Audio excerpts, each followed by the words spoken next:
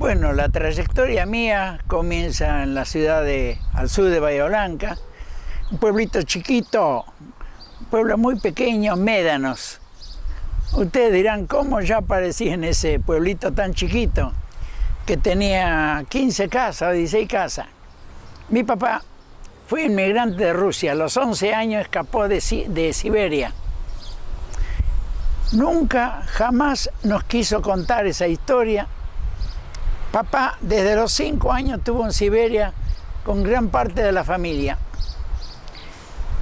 El apellido tuvo muchos cambios, pero a los 11 años papá se agendó de 2 yegüitas y escapa de Siberia. Quieren creer que se debe haber hecho alrededor, yo calculo, 600, 700 kilómetros en la nieve, ¿eh? 11 años, un pibe de 11 años, ¿qué es? Mi papá era un sabio, robusto, fuerte, grandote, muy inteligente, pero hablaba el idioma ruso nada más. Apareció con las 2 yegüitas en Sebastopol, que vuelvo a repetir, son como 600, 550, 700 kilómetros, calculaba grosso modo, y ahí se le muere una de las yegüitas. Sebastopol es un puerto muy importante ruso. Yo estuve en el 94, fui a visitar todo eso para tratar de escarbar algo sobre mi papá ya muerto. No pude averiguar nada. Es un puerto todavía chico. Ahí se metió de grumete en un barco, de grumete o de colado, y aparece en Bahía Blanca, el ingeniero White, de Rusia. 11 años, un pibe, pantalón corto, fíjense, pero grande, fuerte, muy inteligente era papá. Y ahí llama a mi mamá, con la que se casó, se conocían allá en Rusia, toda la familia. Se casan acá, primer hijo, segundo hijo, y fue a parar a ese pueblito chiquito que se llama Médanos, pero es un agujerito así chiquito. Teníamos 2 vecinos, uno era Milstein, el premio Nobel, ¿se acuerdan de microbiología genética? ¿Se acuerdan? Con ese chico me crié yo. Y el otro era Gerstein, que es la directora actual, con mi misma edad, del hospital de Bahía Blanca. Miren qué cosas serias. Era un pueblo, la mayoría judíos de allá. Mi papá trabajaba en construcciones, se defendía como podía, 1 hijo, 2 hijos, 3 hijos, 4 hijos, una hija más. Yo fui el 7º, pero según mamá me contó, muy tardío para caminar. A los 4 años y medio empecé a caminar. Yo me crié con un avestruz, se llama Pepe, después les voy a mostrar ahí en la revista Pitágoras. Es una revista que está funcionando en México, Colombia, Venezuela, Norteamérica, por todos lados. Figura un avestruz ahí. Esa fue mi experiencia. Yo no hablaba, pero ya Pepe le ordenaba, dormía conmigo, comía conmigo, una bestia así de avestruz. Y lo que yo hacía, no sé cómo le hablaba, que él se agachaba y se apoyaba en la tierra, en el suelo. Y yo lo montaba, porque no tenía montura. Los avestruces no tienen montura. Y con Milstein y Gerstein, los 3 juntos nos íbamos en avestruces. Íbamos casi siempre a un pueblito más grande que se llama Pedro Luro. Era una estancia, de los cuales tengo un recuerdo no bueno, porque ahí aterrizaba un avión, un Flit, un biplaza. ¿Conocen el avión de 2 alas, 2 asientos, todo de tela? Era un estanciero muy rico, pero llevaban escopeta y Winchester arriba. Y cazaban avestruces.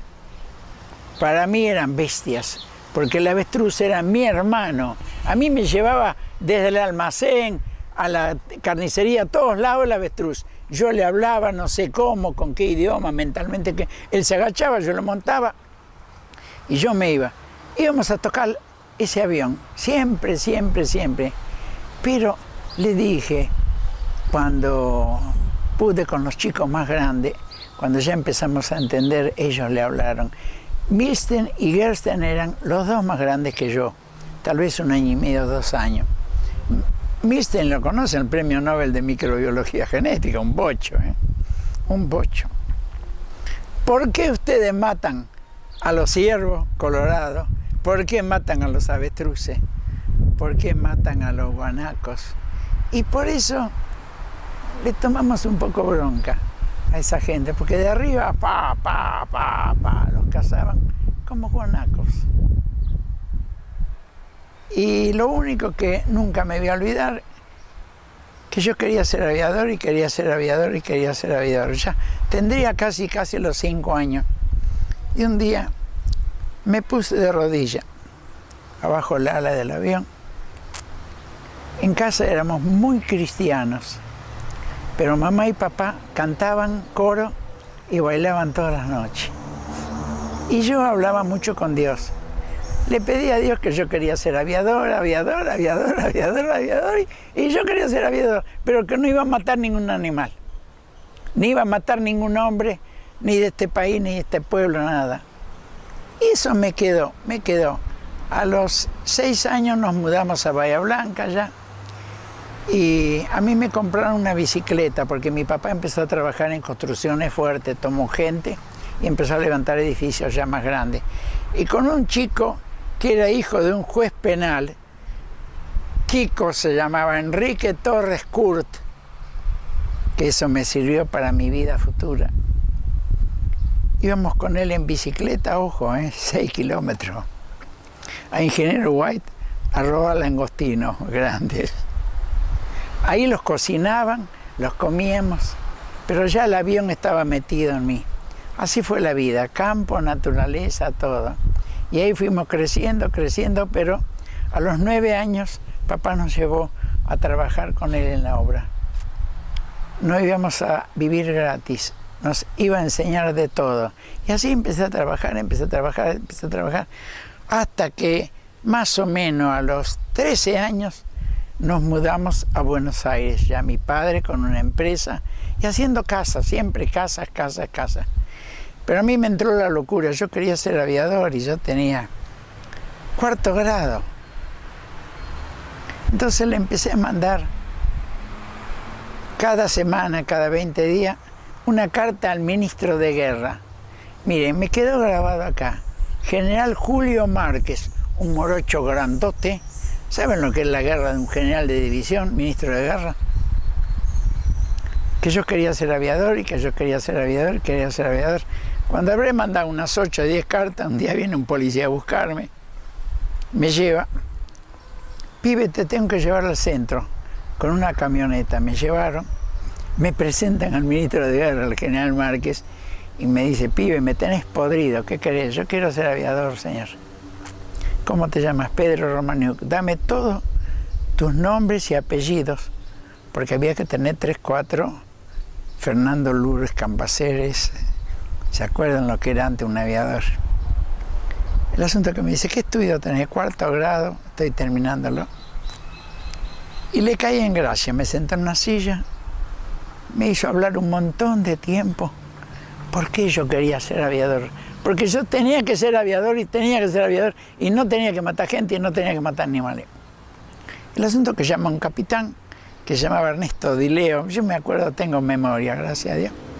Dice, capitán, hágase cargo de ese chico, mándenlo al Instituto Bellusio en Constitución, páguenle los cursos, páguenle el viaje. Y yo empecé a trabajar con mi papá hasta las 4 de la tarde, y a las 4 me iba a la escuela, salía a las 11 de la noche. El estudio para mí fue así, pero me enseñaron física, termología, calor, acústica, mucha física. Justo cuando yo cumplo los 16 años y medio para 17, se abre un curso de pilotos militares de avión. ¿Saben quién hizo ese curso? Perón. Miren qué casualidad. Perón y el brigadier general Ernesto de la Colina y un brigadier general Vélez, ministro del Aire. Y se le da mucho impulso a toda la aviación. Nada más que ese curso, en vez de 4 años eran 5. Pero yo ya fui preparado. Hice los 5 años de escuela. Me enseñaron mecánica, termología, calor, acústica, y todos los profesores se apiadaron de mí, porque yo les lavaba el auto, les lustraba la bota, yo no dormía horas, nada, era incansable, hipercinético. Yo quería ser aviador. El primer año me enseñaron una parte de mucha gimnasia, muchas partes de las Fuerzas Armadas, y me empezaron a enseñar motores de aviación, navegación radioeléctrica, aerodinámica. Pasé al segundo año, re feliz, pero ya con muy buen puntaje. Tercer año lo pasé también y ya íbamos a Córdoba, a la Escuela Militar de Aviación. Estuvimos 6 meses nada más, y en San Luis, Villa Mercedes, no sé si ustedes conocen, se crea la Escuela de Pilotos Militares, gigantescos hangares, aviones Focke-Wulf de 2 alas, como el que yo había conocido a los 5 años. Yo era re feliz, ya vivía en la escuela, pero estudiaba así, porque mis bases eran pocas. Estudiaba, yo no tomaba siesta, no tomaba nada. Yo quería llegar y quería llegar. Y cuando yo llego, duermo muy poco, como muy poco, siempre de chiquito. Peso ahora 56 kilos. Me levanto a las 4 menos cuarto de la mañana a ver el planeta azul. ¿Lo vieron ustedes? Está acá, donde sale el sol, más o menos 47 grados del norte. Sale el sol, ¿vieron? Al este. Ahí sale la estrella azul, está a las 4 menos 20 de la mañana. Véanla, noreste. Les vuelvo a repetir, entre los 50 y los 40 grados del polo norte, con una brújula común. Ahí sale el sol después, 4 menos 20 de la mañana. Miro 10 minutos y oro mucho. La estrella azul, ¿saben qué significa? La estrella azul la anunciaron los indios Hopi. Perdón que me salgo del tema, es lo mismo. Los indios Hopi son sabios, viven 120, 140 kilos, viven bajo tierra, están en California, en Norteamérica.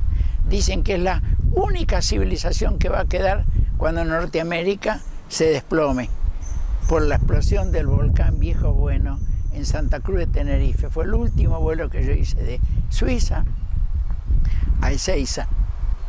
Y vi ese famoso volcán, que no es de tierra ni es de vegetales, es de granito, dragón rojo o mármol. Y el sol refleja y brilla, y arriba hay un gigantesco volcán. Cuando explote va a provocar 7 tsunamis. Van a cruzar el océano Atlántico más o menos en 11 horas. Yo mandé todo eso a Massachusetts University, porque ya estudié allá. Y me lo reconocieron, pero ya salió publicado en Clarín, que Estados Unidos se va a desplomar con eso. Precisamente ahí arriba está ese volcán. Y precisamente ahí los indios Hopi dijeron hace 3000 años que Estados Unidos desaparecería como Babilonia cuando explote ese volcán. Pero cuando aparezca la estrella azul, que es muy rara porque apareció como un cometa, se llamaba Henen, y después explotó un buen día alrededor del 12 de noviembre o el 11 de noviembre y chupó la energía de Saturno y se agrandó más que Saturno. ¿Se dan cuenta qué fenómeno ocurrió acá? Y la NASA no publica nada, ni dice nada.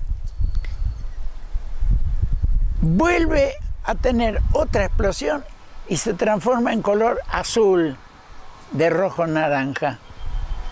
Pero se agrandó casi más que el Sol.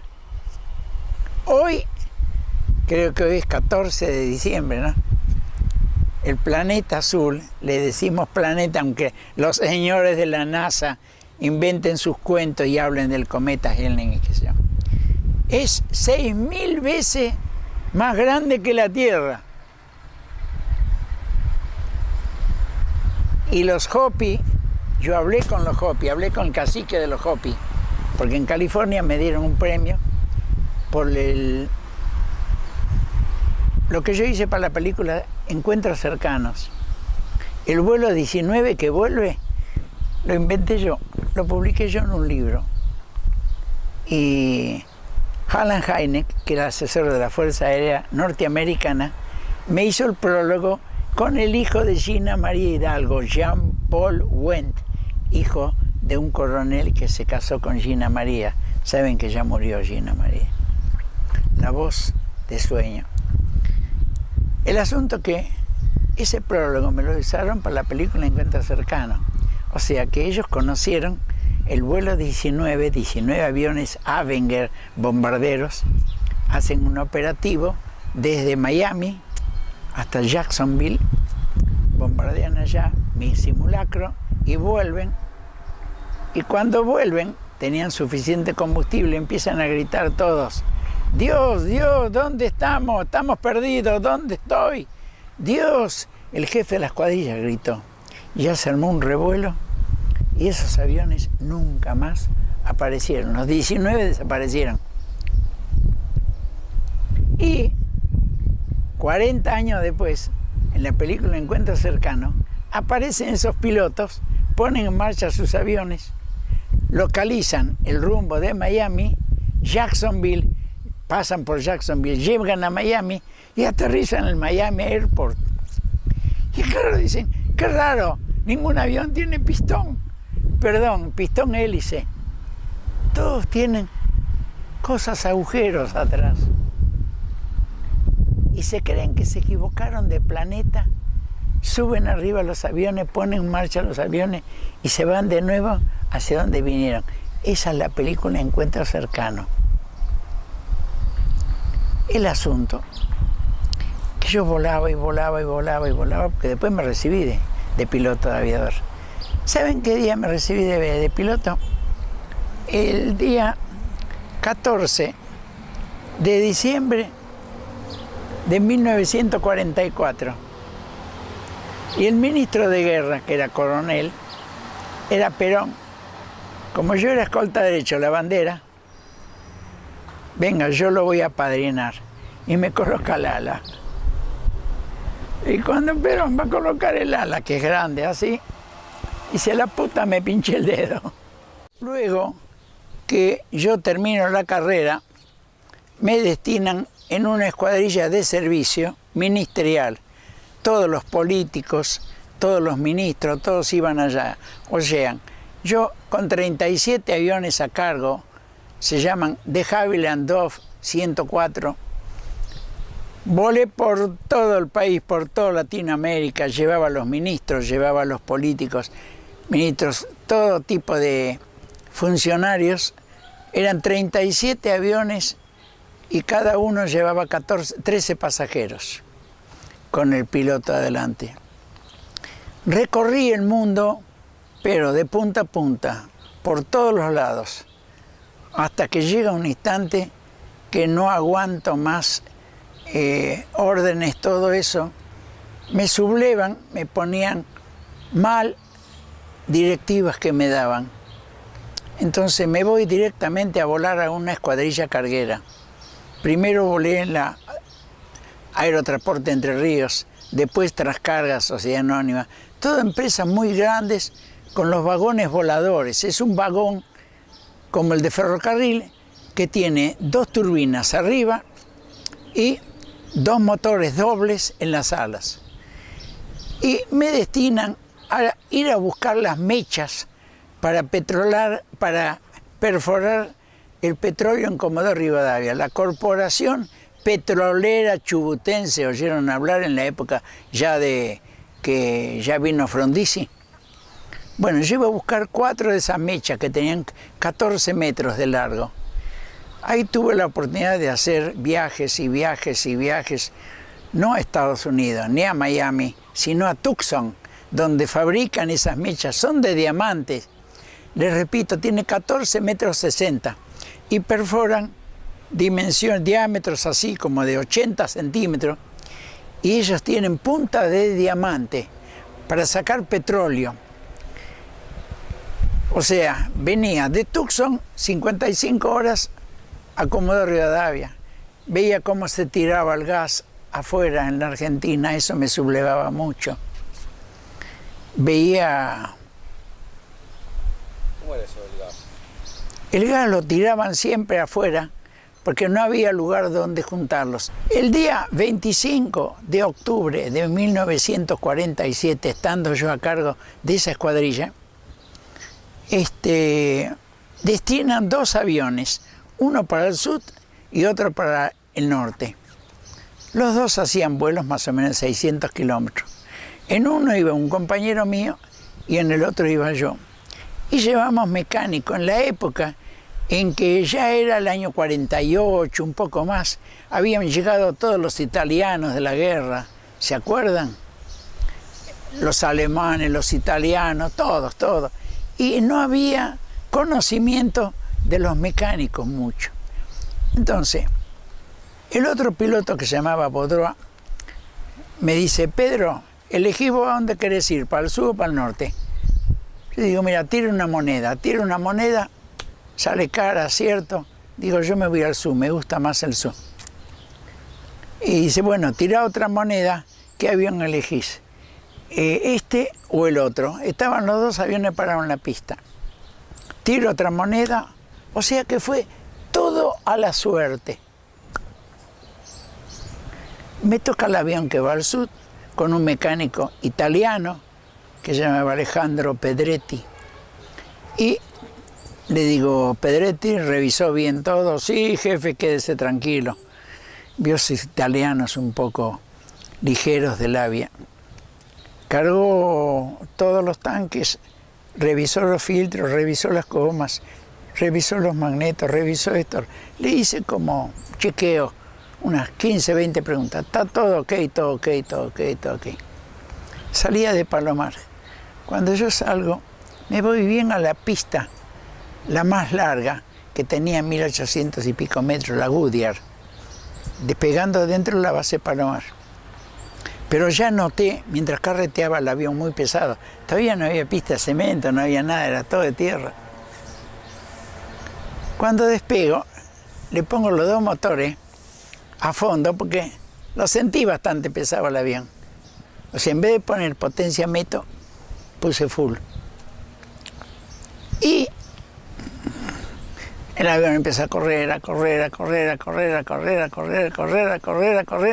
Estaba muy pesado, porque este italiano me había llenado todos los tanques de nafta.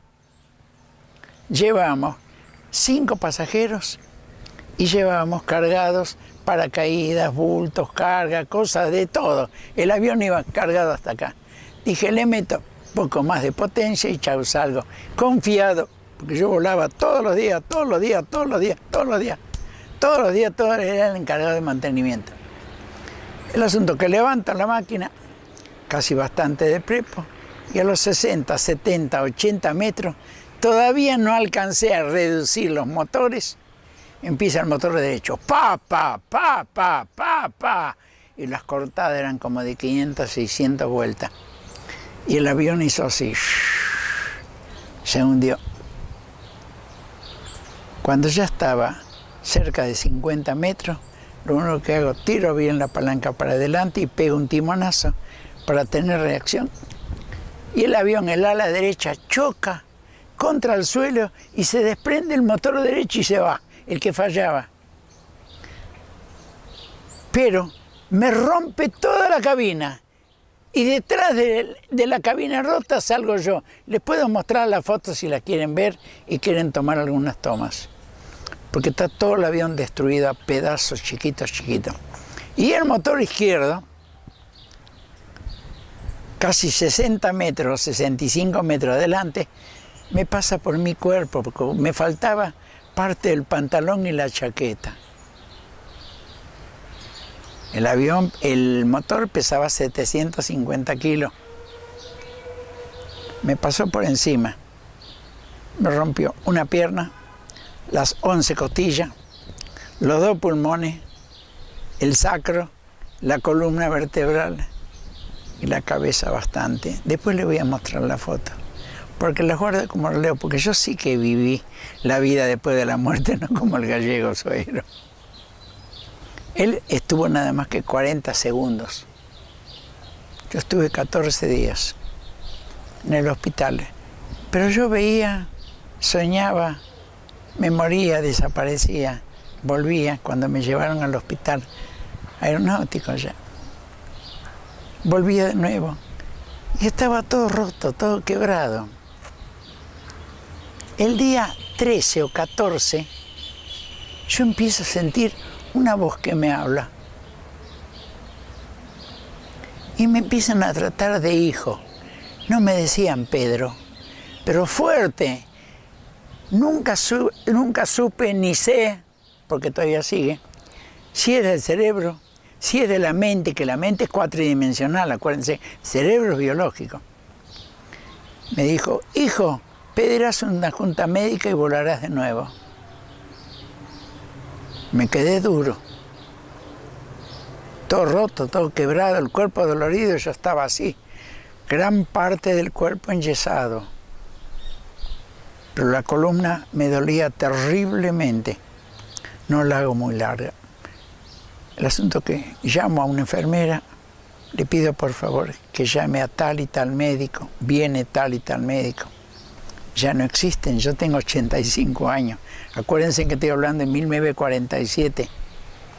Le dije, doctor, por favor, ¿me podrían conceder una junta médica para ver si yo puedo seguir volando? El médico me consiguió, Pedro, usted está tullido, roto, arruinado para el resto de su vida. Espero que no se vuelva loco. Yo quiero una junta médica. Yo quiero una junta médica. Hablan ellos, entre ellos, pero no me dieron importancia. Al día siguiente, yo muevo la madrugada, la voz dice, mueve la pierna. ¿Sabes que yo moví la pierna y la movía? Dios mío, me puse a llorar y a gritar como un loco. Y después moví la otra pierna y la podía mover. Fui corriendo las dos piernas y las pude bajar del suelo, de la cama.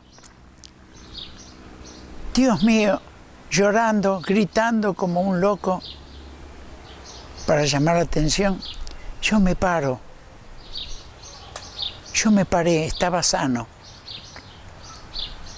Y la voz me dijo, lo único de quien hablarás es de Dios. Solo de Dios, habla de Dios y nada más que de Dios. Vinieron todos los médicos, las enfermeras, todo. Cuando me vieron parado, dijeron, ¿y esto qué es? Un milagro, blum, arriba la camilla, radiografía, columna, pierna. ¿Saben que estaba todo sano? Pasó, vuelvo a repetir, el accidente el 25 de octubre de 1947. El diagnóstico estaba bien claro. 11 costillas, columna rota, sacro partido, la pierna, los 2 pulmones. Pero yo desde ese momento ya estaba bien. Me sacaron radiografías, pero docenas, El asunto que mi cuerpo, más o menos, del día 15 o 16, estaba sano, yo caminaba. Ese es el milagro que yo viví. Por eso publiqué el libro número 12, Vida después de la muerte. Porque yo viví esa muerte, pero en serio, Pero me despertaba, me dormía de nuevo, me despertaba. ¿Quién curó todas mis heridas en 13, 14 días? ¿Quién curó mis huesos? ¿Quién curó la columna? El sacro delicadísimo. Cuando se parte el sacro, dura meses y meses y meses. El asunto es que al final me mandan a junta médica, no recuerdo qué día era. Y me tuvieron que aprobar, porque yo estaba bien, yo caminaba. Pero lloraba continuamente, las lágrimas me corrían. Y yo gritaba, lloraba y hablaba de Dios, y hablaba de Dios, y hablaba de Dios. No obstante, ellos dejan pasar un par de días y me hacen otra junta médica. ¿Saben? Ahí atrás de Aeroparque, gabinete biopsicofísico. Y yo estaba bien. El asunto era, después ya de aprobado, no sé cuántos días pasaron, yo caminaba perfectamente bien. Me mandan a casa. prepárese Romaniuk para seguir volando. Voy con otros pilotos, no me dejan sentar a la izquierda, me siento a la derecha, despegan ellos, salimos un vuelo arriba y yo empiezo a volar. Calculo que serían más o menos 27 a 30 días del día del accidente, pero ese fue el milagro, que yo empecé a hablar a los cuatro vientos, la vida después de la muerte, la vida después de la muerte, porque yo viví la muerte. Me llevaron a la Fuerza Aérea que yo explicara qué vi, cómo era ese túnel verde amarillento, qué vi allá, mis parientes, mis amigos, qué es el famoso purificador, qué es el paraíso. Y si hay algo que yo me acuerdo de por vida y lo publiqué con plenos detalles, es la vida después de la muerte allá. Porque fui a una mesa que era como de acá, aquella piramidita chiquita, ¿ven? Unos 10, 12 metros. Y ahí había 12 ancianos sentados. Son los ancianos de la sabiduría. Y respetando el libre albedrío, a mí se me preguntó, ¿quieres volver a la tierra? Porque yo vivía allá arriba en ese túnel, viendo a la gente, viendo a los ancianos, y a la vez yo veía cómo lloraban todos en la tierra y no se consolaban. Y yo le decía, paren, paren, paren, no sean locos, yo estoy vivo. Allá arriba, O sea, la verdadera vida, desde el año 47, para mí es allá arriba, es la vida energética, como es Dios, como es Jesús, como es la Virgen María, como son todos los maestros, millones y billones de seres, todos energéticos, ¿entendieron? Y a mí, la oración, la meditación y la vida después de la muerte se me metió en cada una de las 30 trillones. Pero la voz, yo le hacía caso en todo lo que decía. Cuando empecé a volar y empecé a cruzar, tengo 80 cruces de Caribe. Seguí escuchando la voz, pero cruzaba la gran fosa de Nares, que es donde está la Bermuda. Y 2 veces, con toda la tripulación, que éramos 7, con el avión grande, el Flying Boxcar, trayendo las mechas, yo sentí la musiquita de las Bermudas. Y vimos la niebla de las Bermudas.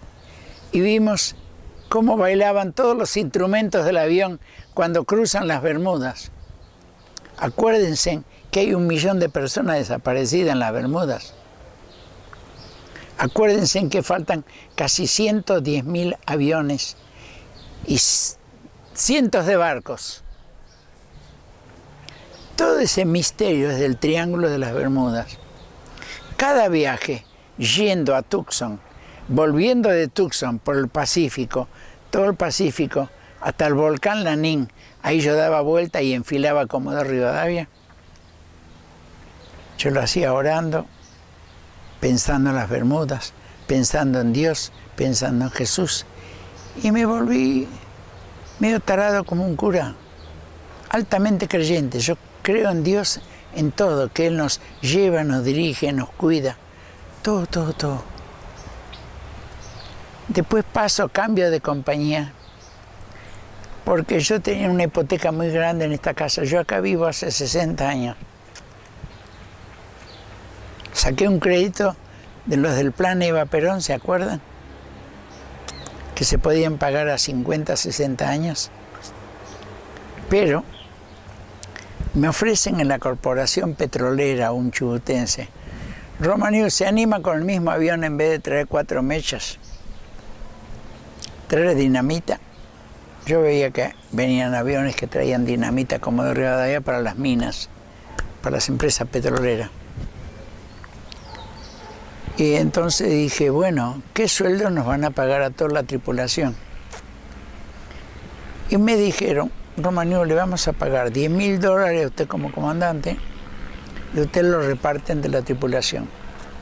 Me fui al hotel, hablé con ellos y firmamos un convenio, pero no con escribano, no nada. Una copia se llevaron ellos y yo, para sacar un seguro grande para todas nuestras familias. Y yo empecé a traer 56.000 libras de dinamita. Me pagaban $10.000, les daba 6 a ellos y 4 me quedaba yo. Porque pensé en levantar la hipoteca. Y la levanté la hipoteca. Juro ante Dios que yo levanté la hipoteca. No debía más 5 centavos. Me compré un Jeep modesto, usado, pero ya tenía 4 ruedas, tenía la casa pagada. Ya teníamos 3 hijos nosotros, con mi señora. Una nena que falleció a los 21 años, de lupus eritematoso.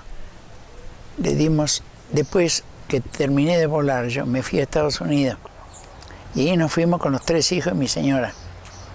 Y ella hizo la carrera, como se hace allá, ortodoncia de niños, mecánica dentista y dentista. ¿Sabían ustedes que ese metal blanco que se pone en los dientes, que se llama cobalto radiactivo?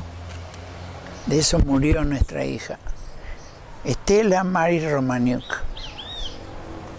Cuando vino acá se le empezaron a hinchar las pantorrillas, se le empezaron a hinchar los antebrazos, se le empezó a hinchar acá. Y murió en muy poco tiempo. Nos quedaba el hijo, que nació en el 51, y otra nena que nació después. Pero yo ya no volé para ninguna compañía petrolera. Empecé a volar para transporte aéreo de Entre Ríos con un 707. Íbamos a Suiza a buscar medicamentos, cruzábamos hasta Santa Cruz de Tenerife, todo el Atlántico, aterrizamos en la isla de Palma. Por eso que tengo tantos aterrizajes y conozco también el volcán.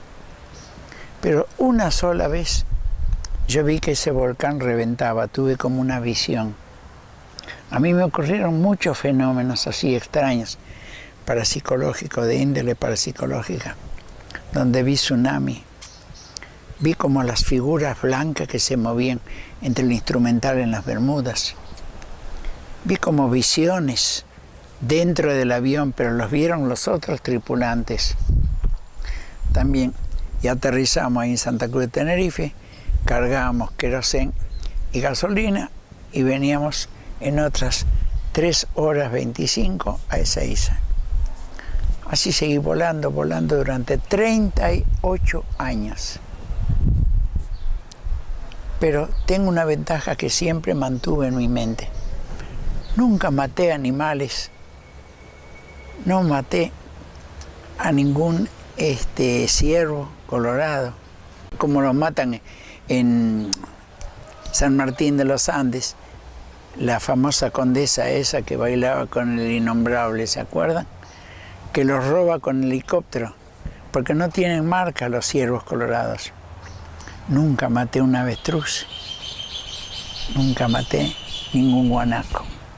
Por eso estoy contento, nunca maté un ser humano.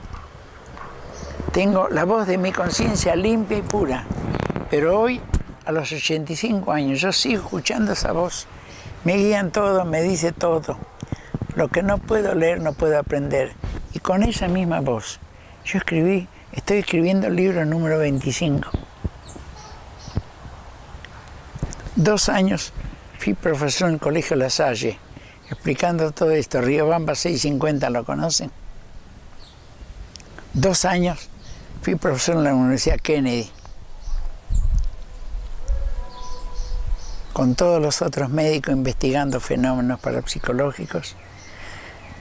Y después, en el año 92, no sé qué viaraza me agarró cuando ya tenía tantos libros escritos. Dije, me voy a ir a Rusia. ¿Se acuerdan? El 26 de abril del 86 que explotó Chernobyl, el reactor atómico de Ucrania, Chernobyl. Después les puedo mostrar muchas cosas, traje fotos, traje películas de allá, todo. Ahí murieron 815.000 seres humanos, niños, jóvenes, adolescentes y adultos y ancianos. Esa fue la peor catástrofe del mundo, que dicen muchos que murieron 36 personas. No, señores, murieron 815.000. Y logré traer 3 veces al presidente de la Academia de Medicina, el doctor Yuri Levin, es médico linfático, acá a la Argentina, al Salón Dorado, ahí en la calle Paraguay, en la Facultad de Medicina, ¿se acuerdan? A dar conferencias sobre la realidad de Chernobyl.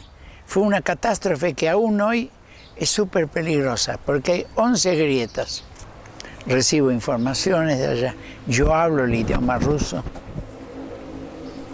hablo el idioma serbio porque era mi mamá, y hablo el idioma polaco, porque también era el que mi madre y mi padre se hablaban los dos. Yo les hacía de traductor. Por eso pude hablar, defenderme en Rusia perfectamente bien. Di conferencias. Y si ustedes vienen el sábado que viene, van a ver el tremendo laboratorio biopsicofísico que hay acá en la ruta 3, kilómetro 41. Ese lo construí yo, con un quincho para 1.800 personas. De ese mismo laboratorio psicotrónico, yo construí 4 en Rusia, pero para 250 personas, pacientes. Recompone el sistema inmunológico. Por eso que a mí, en Rusia, la doctora Zuna Davidashvili, presidenta del colegio médico, me mandaron a Alma Ata y a Krasnodar 6 meses. Yo hice un curso rápido, ultra rápido, de medicina naturista, que es la que anduvo en Rusia. En Rusia han muerto gente como mosca. Ni la diálisis, ni, ¿cómo se llama? El traslado de médula ósea no lo salvó nada. Los pilotos, por ejemplo, que tiraron el sarcófago encima, porque primero lo construyeron el sarcófago a 100 metros de donde había explotado el reactor, un poco más. Después lo ataron 14 helicópteros, ya 14, con aviadores que se despidieron de la familia, de los hijos, de las esposas, de todo, por radio y por televisión, porque no tuvieron coraje de ir a verlo. Y ellos manipularon los 14 helicópteros, levantaron el sarcófago y fueron y lo tiraron sobre el reactor ardiendo. ¿Saben qué temperatura tenía? 3.750 grados. Y el sarcófago está construido como un huevo de titanio. El titanio, ¿saben a qué temperatura se funde? 4.000 grados. Es lo único que detuvo que desapareciera la mitad de Rusia. Todavía sigue así, no saben qué hacer. Pero ya no saben qué hacer, porque sigue emitiendo radiactividad. En Europa, según el doctor Yuri Levin, lo dijo acá en Córdoba cuando vino a dar la conferencia, hay entre 12 y 14 millones de gente contaminada y no tiene solución. Les vuelvo a repetir, han muerto miles y miles y miles y miles de personas y no hay solución todavía. Es el reactor atómico para darnos luz eléctrica suficiente como para las grandes capitales. Tienen que tomar una decisión con ese reactor, el número 4, qué es lo que van a hacer, y no saben qué hacer. Esa es la situación que hay en el mundo. Norteamérica, con 400 y pico reactores. Rusia, Inglaterra, todos los países tienen reactores atómicos y no saben cómo apagarlos, cómo detenerlos. ¿Cómo apagan ustedes 3.750 grados centígrados de temperatura? Pueden tirar 1.000 toneladas de agua de mar y hace psh, se transforma en vapor. Le tiran hormigón y se transforma en gas. Le tiren lo que le tiren, se volatiliza, se gasifica todo. ¿Se dan cuenta? Eso es lo que aprendí andando por todo el mundo, los viajes que hice a Rusia. Les transferí la psicoterapia que ustedes van a ver y van a comprobar acá, en Virrey del Pino, en la ruta 3, kilómetro 41. Es el laboratorio psicotrónico más grande del mundo, yo creo. Entran 1000 personas. Y nosotros trabajamos desde que yo lo inauguré en el año 1994, cuando volví de Rusia al último viaje. Y ahí sí, tuve un problema. Empecé a construir esto y hasta que no lo terminé, no salí más. Y después, a raíz de un pequeño problema que yo tuve en Estados Unidos, no quisiera contarlo, cometí un delito. En Norteamérica, decir la verdad es un delito, hay que cumplir órdenes. Hay que pagar impuestos y cumplir órdenes. ¿Se acuerdan el famoso apagón del 25 de noviembre de 1965? ¿Se acuerdan un apagón que abarcó 200.000 kilómetros en Nueva York? Quedó todo paralizado, hospitales, fábricas, todo. Pasó algo que yo lo vi y lo escribí enseguida, y las 5 personas que estaban conmigo, que eran ingenieros recibidos, también lo escribieron. A todos nos echaron, porque sobre la Estatua de la Libertad lo que vimos fue un disco volador gigantesco. Y sobre Syracuse, la central radioeléctrica más grande de Norteamérica, donde están todas las computadoras y todo, había otro disco volador. ¿Saben cómo se impelen los discos voladores? Ya hoy se sabe, hay mucha gente que lo sabe. No tienen energía eléctrica. Algunos usan una energía tipo atómica, otros utilizan una energía tipo lumínica. Saben que la energía, el fotón, se desplaza por la atmósfera a 300.000 kilómetros por segundo, saben, ¿no? La velocidad de la luz. Si usted construye un aparato con un material que sea armónico a la frecuencia de la luz y lo coloca dentro de un rayo de luz, ese disco volador, esa nave aérea, se va a desplazar a 300.000 kilómetros por segundo, sí o sí, por la ley de la armonía universal. ¿Es cierto o no es cierto? Yo puse todo eso, la CIA nos sacó a patada a todos, nos expulsaron del país por haber publicado todo eso, que al final no se publicó. Pero yo vine a la Argentina y publiqué un libro con todas esas verdades y quedé en paz con mi conciencia y con Dios. Yo cumplo todo lo que la voz me dice, porque sé que es una voz del cosmos, me dice la verdad. Trato no solo de cumplirla, de ejecutar lo que me dice la voz. Hay mucha gente, ya conozco, que escuchan esa voz dentro de sí mismo como una voz interior. No se sabe, vuelvo a repetir, si sale de la mente, porque la mente es cuatridimensional, el cerebro es biológico. ¿O quién dice esa voz? Pero nosotros la cumplimos porque sabemos que nos dicen la verdad. Ya que nos estamos metiendo un poco en eso, ¿qué opina del fenómeno ovni? Creo en él, me dedico a él después del accidente de que escucho la voz. He visto discos voladores. En Darregueira, ¿conoce Darregueira dónde queda? Hemos visto bajar en la laguna de 800 hectáreas de la señora Aurora, que se pasó en todos los programas de Zulma Fayad. ¿Se acuerdan? Una señora Aurora de Darregueira.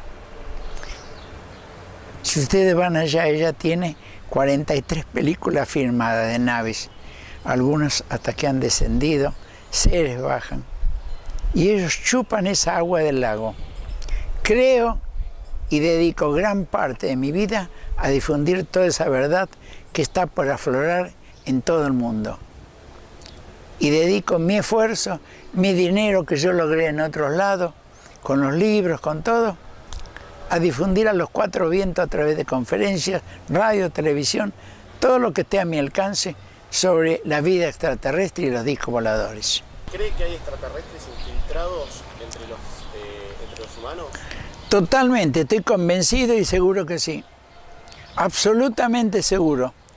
Este tema lo hemos tratado radialmente con muchos programas de televisión y de radios también. Y he asumido esa responsabilidad de saber que ellos están dentro de nosotros, porque su morfología la cambian como ellos quieren. Lo que vale es el alma, que es etérea, eterna e inmortal, el espíritu, que es etéreo, eterno e inmortal, la mente, que es etérea, eterna e inmortal, el campo estructurador de la forma y toda la parte energética. Porque cuando morimos, nosotros, los que creemos en todo eso, no oramos Virgen María, ora por nosotros el día de nuestra muerte. Virgen María, te ruego, te pido, te suplico, ora por nosotros hasta nuestro regreso a nuestra vida verdadera, etérea, eterna, inmortal. Porque la vida es eterna, pero aquella. Víctor Suero también era un loco como yo, creía en todo esto. Pero así, y hemos tratado esto, pero docenas y docenas y docenas de veces. Lo que pasa es que él cobraba todo y yo no cobro nada. Ni las conferencias, ni los servicios que doy en la fundación. Solamente los cursos. Hay un tal Marzán, que es primo hermano el que toca el piano. ¿Se acuerda? Bueno, él sí los cobra. Pero cobra para pagar la luz, el gas, el teléfono y los gastos que tenemos de impuestos. No comercializamos con eso. Los hombres de negro es la mafia de la CIA. Son los que matan, destruyen y combinan operaciones con los seres grises, los come cabra, eso que le dicen, los que sacan, chupacabra, los que sacan todos los órganos genitales, todos los seres grises, ha hecho ya su incursión acá en Ezeiza también. Han secuestrado gente, han embarazado mujeres y a los 5 meses le roban el feto a través del ombligo, o sea, manejan la desmaterialización. Los seres grises tienen una tecnología, una ciencia muy elevada, pero no creen en Dios, no creen en Jesús, no creen en la Virgen, no creen en los maestros, no creen, por ejemplo, en que ellos pueden tener su planeta. Ellos tienen una estación gigantesca orbital porque ellos manejan tecnología científica.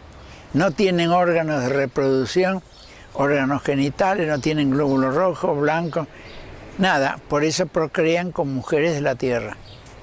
Pero tienen que tener niveles evolutivos, de evolución, perdón, muy bajos para ser procreada una mujer que no tienen ellos elementos carnales. Ellos procrean con un elemento, un rayo que sale de la frente de ellos y embarazan a la mujer. ¿Cuál sería el objetivo de embarazar a mujeres? Crear a través de la ingeniería genética seres que puedan procrear con ellos. A través de otra forma, no genitales. Ellos no tienen órganos genitales. También son pelados totalmente, las orejas son gigantescas, terminan en punta. Acá en Ezeiza hasta los operadores los han visto. Ellos no caminan, se desplazan por el aire y se desmaterializan. O sea, tecnología, 99%. Dios, nada. Jesús, nada. Virgen María, nada. Ni valores espirituales, cero. ¿Cree que los extraterrestres los quieran ayudar o vengan con buenas intenciones? Vienen a que no se autodestruya la raza humana y el planeta. Y a mí me condecoró Yeltsin por haber entregado la psicoterapia para los chicos de Chernobyl. Después te voy a mostrar la condecoración y todo. A mí me dejaron entrar a Luba, me dejaron entrar a Alma-Ata. ¿Sabes qué cantidad de bombas atómicas, ojivas nucleares hay en Rusia? 37.000. Colorado, la ciudad subterránea en Colorado, que es otro mundo, está a 800 metros abajo. Aunque empieza a 400, termina a 800. 40.000 ojivas atómicas. ¿Viste que en la Biblia, leíste la Biblia una vez? Puedo extenderme así. ¿Viste que dice, el maestro incendiará a Israel? ¿Qué es el maestro? Es el número 22. Y 22 son los países árabes. ¿Por qué Sharon no le quiso dar la libertad al Líbano? ¿Por qué? Porque eran 21 los países árabes. Y si le daba la libertad al Líbano, eran 22, se cumplía la profecía. Los 22 países árabes tienen bombas atómicas. ¿Sabés qué bombas atómicas tienen? Las rusas, las diplomáticas. Las llegué a tener, una simil de madera en mis manos. Tienen 42 centímetros, 70, pesan 37 kilos y en la punta tiene una ojiva así, una bola así. ¿Conoces el tantalio o el contalio? El titanio es el material más duro del mundo que se conocía hasta hace, qué sé yo, 2 años y medio, 3. Y ahora se descubrió en un país que se llama Argentina, en un país que tiene una ciudad que se llama San Luis, donde yo intervine con una india mapuche que es anatomopatóloga, se casó con un viejito. Ella tenía 37 años y él tenía 60. Se dio vuelta en Chosmalal con una estanciera 4x4 Toyota, se clavó el volante acá y se murió. Y la india es amiga mía. Me dijo, Pedro, ¿qué hago? Tengo una estancia de 14.000 hectáreas. Entonces le dije, Nancy, tenés que cumplir una gran misión. Tenés que formar un pueblo con tu pueblo, con los mapuches. Quédate con las 14.000 hectáreas. Y ahí ya hay 1.000 habitantes en Chosmalal, mapuches, y no toman aguardiente, no se emborrachan, cantan, bailan. Y ella vendió la otra estancia. ¿Conocen un pueblito que se llama Quime, San Francisco en San Luis? Ella tenía ahí unas 650, 700 hectáreas. Eso tenés que vender. Vendelo, pero no pongas precio. ¿Y cómo hago? Pone estancia entre Quime y San Francisco, provincia de San Luis. 650 hectáreas garantizadas por escrituras nobles. Escucho ofertas.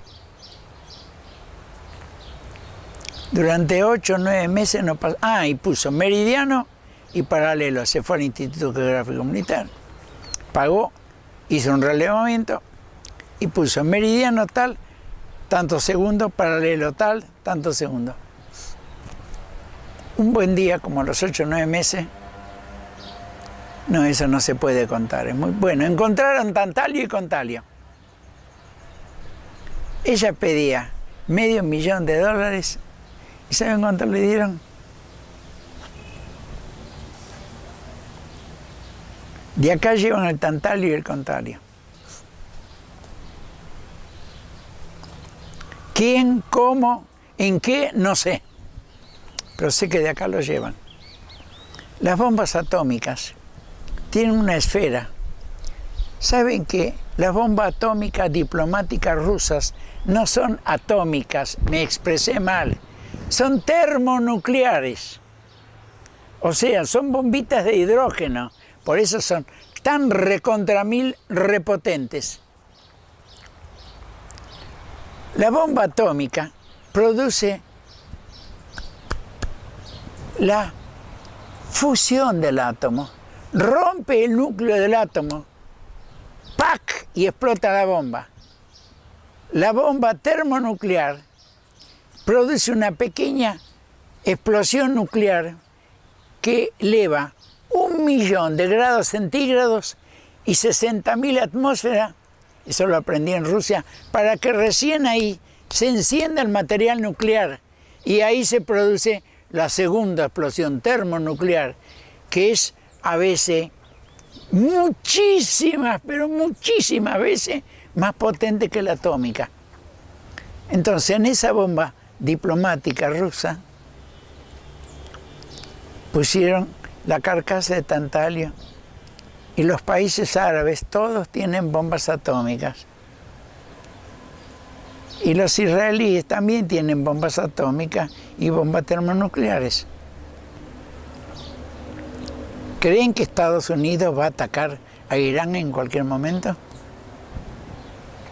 Digan, ¿qué creen? Están las profecías Jope. Estados Unidos encenderá una guerra atómica, nuclear. Y cuando Norteamérica ataque a Irán, Corea y Siria atacan a Estados Unidos. También tienen misiles intercontinentales termonucleares.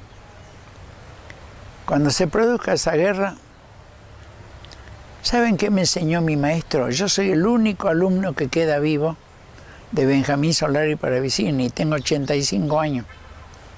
Benjamín Solari murió el 12 de diciembre del 74.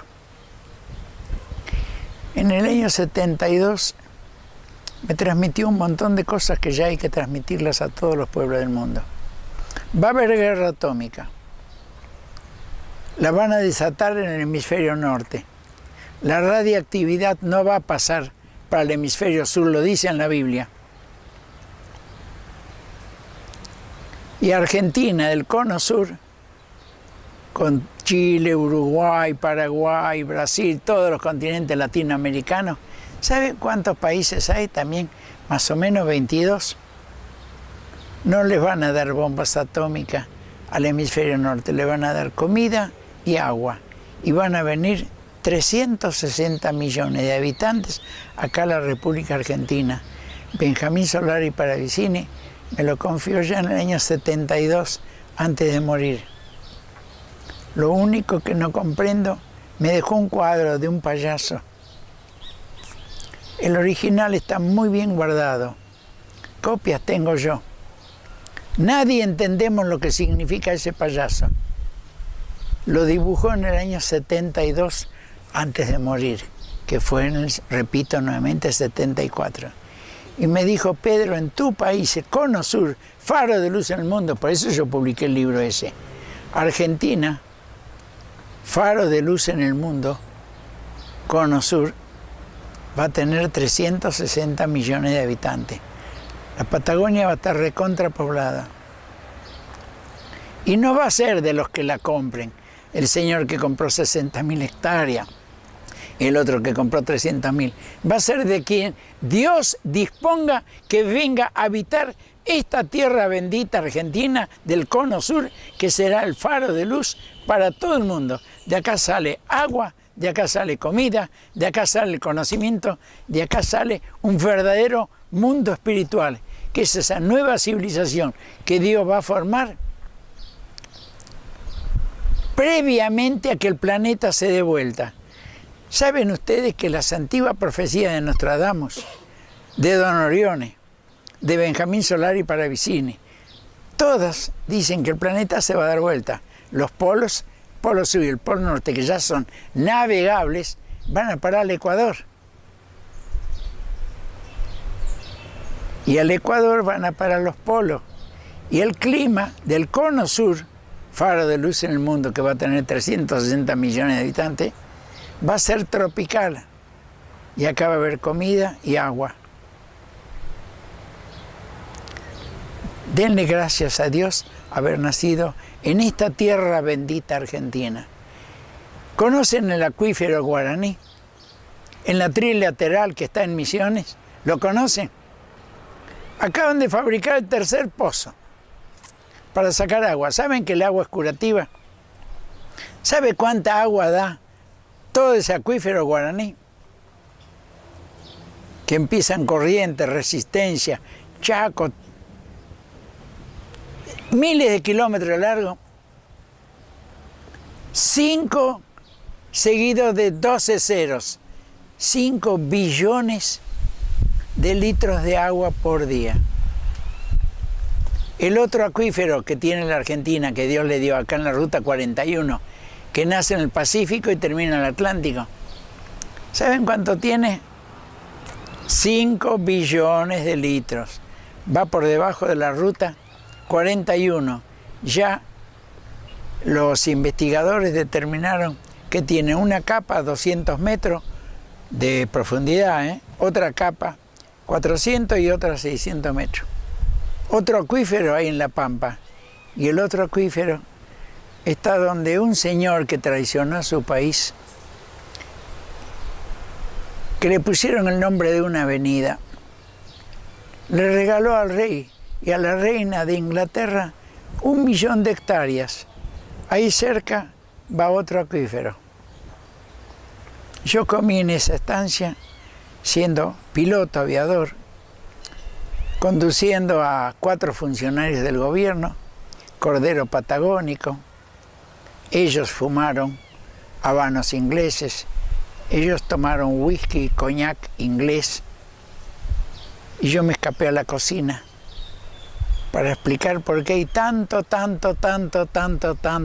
oro en esas playas. Porque todos los piratas daban vuelta al estrecho Magallanes y chocaban contra los arrecifes. Y los barcos, generalmente conduciendo monedas de oro y robos de piratería, se hundían ahí. Miren qué rico nuestro país. ¿Por qué nunca ninguno de los docenas y docenas y docenas de gobiernos, los que robaron, los que no robaron, nunca se dedicaron a civilizar toda esta zona, a confiscar ese 1 millón de hectáreas que tiene la reina y el rey de Inglaterra, y que está el escudo de los ingleses en todos los tenedores, los cuchillos, las cucharas, las copas de cristal, etcétera, etcétera. Ahí no hay aduana, no hay migraciones, no hay policía, rige la autoridad inglesa. ¿Ustedes lo sabían? Averigüen si es cierto o no, por favor. Yo puedo ser un mentiroso, pero ahí comí una vez todos esos manjares ingleses. No fumo, no tomo en cantidades como para haber tomado todas esas bebidas, pero los funcionarios que iban conmigo tomaron coñac inglés, whisky inglés, etcétera, etcétera, etcétera, y manjares ingleses.